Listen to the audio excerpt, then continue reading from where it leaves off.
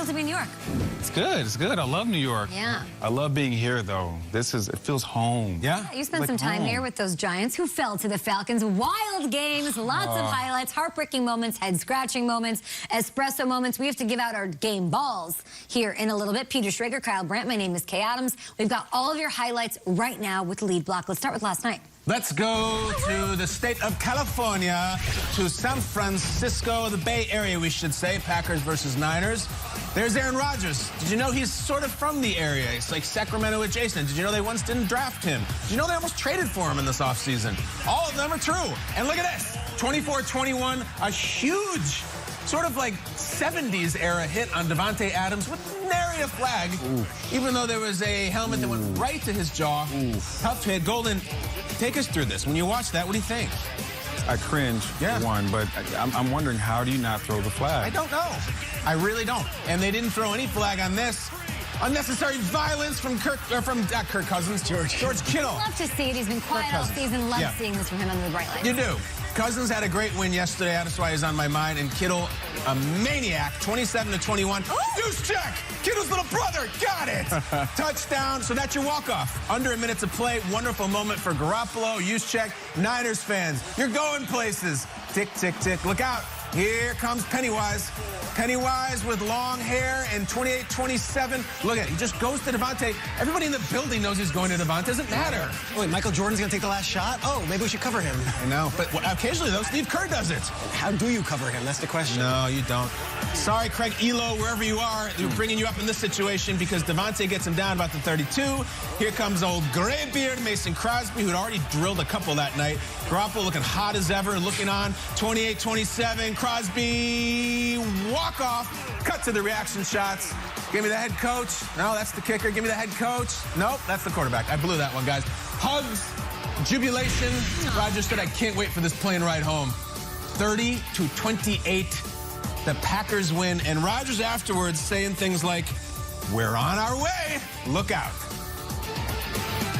The energy in the locker room post-game, that felt like a win. You know, it felt like there was such a growth moment for us, and I'm really, really happy for the guys to feel that. And, you know, it feels like, okay, now we're on our way. Now we can get into this. Now we know how to win, and we can get this thing moving in the right direction. They'll be looking to be 3-1 next week. They take on the Pittsburgh Steelers, who looked woeful on offense. They've got some injuries on defense as well. But as far as this game from Sunday night, what'd you make? A clutch win. They had it all going on offense, and let's not sleep on that defense, too, that held the run game in check. They did. That 49ers run game, which we thought was going to do what they did in 2019, did not do much in this one.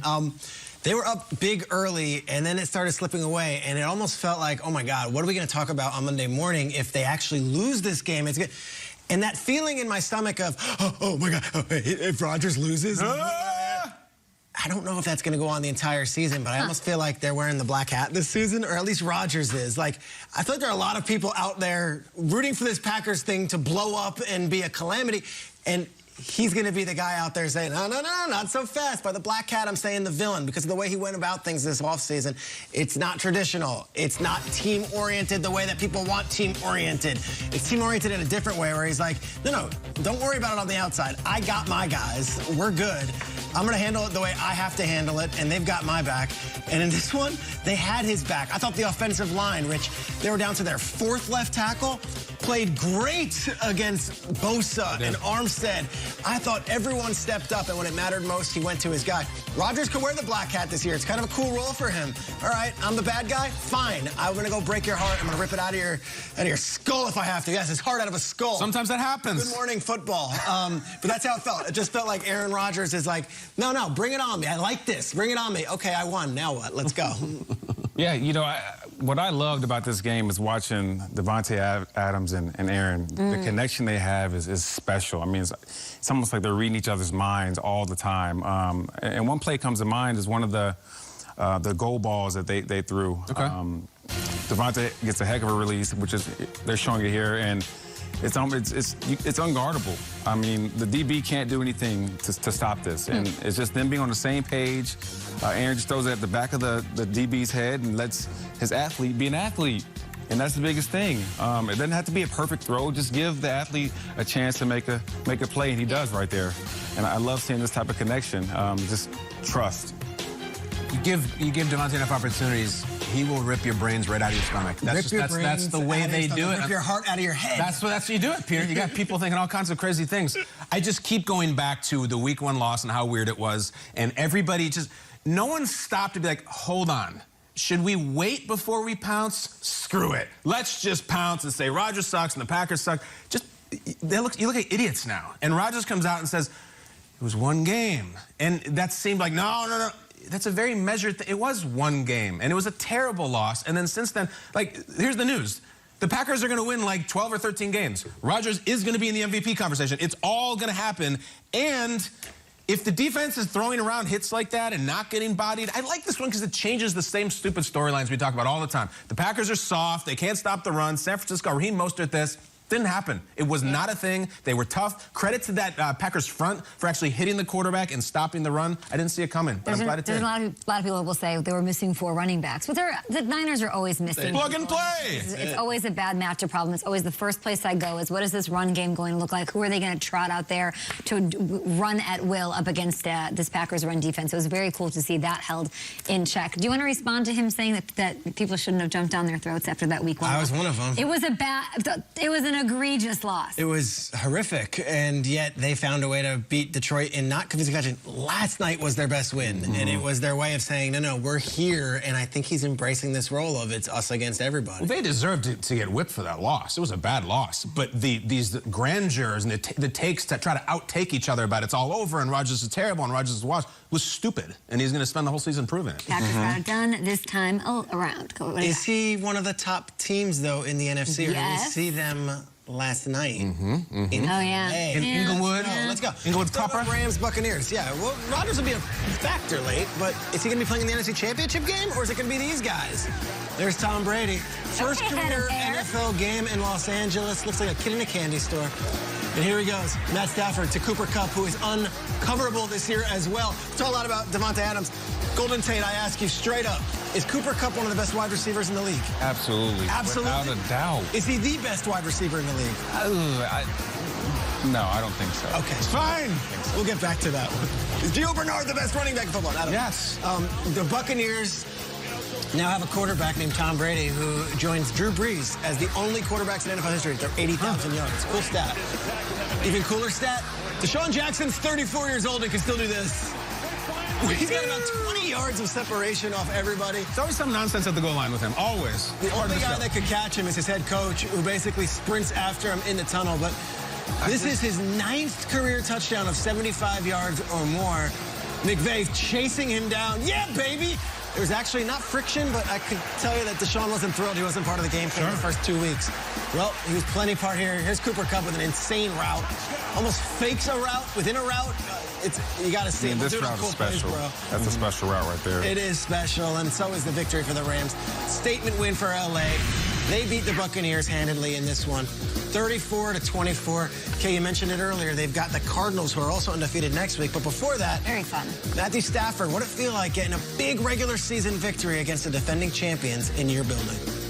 We prepare really hard. We practice, we work hard, we watch tape, we do all those things, and we get one chance a week to go out there and execute and make those plays. And, no doubt Tampa's a really good football team, a team that Super Bowl champs, Tom Brady, the defense, all of it. So it was a big challenge for us. It was just nice to go out there and play our game. We went out there and executed. Didn't start as fast as we wanted to, but did a nice job, come back when we needed to.